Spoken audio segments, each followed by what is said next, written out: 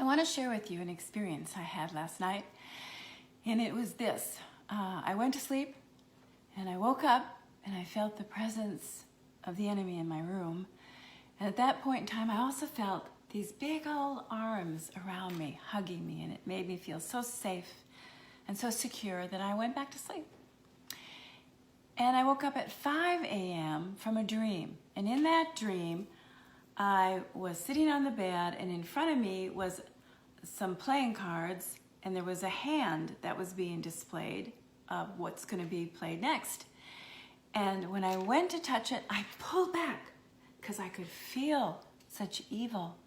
And I pulled back and sat down in the lap of the same person who had been hugging me, which I discovered was not my husband because he was sleeping, but it was the Lord.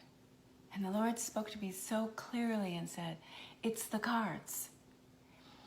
It's the cards of Satan. It's his hand that he was wanting to play, and you've disturbed it." And I realized, wow, we've done it. We've been successful in our 7 days of prayer. We have disturbed the hand that the enemy wanted to play on us. But then there was more.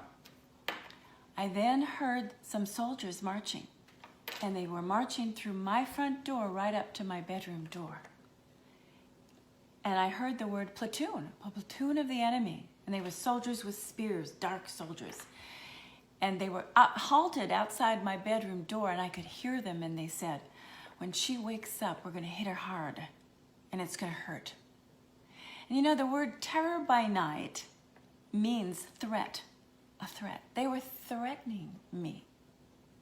And as I lay there, as sure as God is God, I heard a song, and the song was the God of angel armies. And it went like this, the words, "Nothing formed against me shall stand." Hallelujah. He holds the whole world in his hands. I'm holding on to your promises. You are faithful.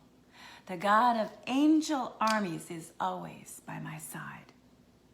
So I want to comfort you, because what happened to me was the same thing the Lord wants to do with you and for you and to you, is to comfort you with his loving arms of protection during this time. Read Psalm 91. That's where he discloses it. The enemy's not being able to deal his hand. He cannot play his hand against the Lord and win. And when I got up in the morning, Jim and I walked through the house, and army angels walked with us as we cleared the house of any demonic powers. You can do the same. They don't have a right to scare you. So keep on praying. Just because the 7 days are over, it's not over with yet. Take these 7 days that we've prayed with the strategies we've gotten and use them. Pray with your friends, pray with your family, pray with your church group, pray with your women's group. Pray and pray the same strategies we've learned over and over. We'll keep the page open.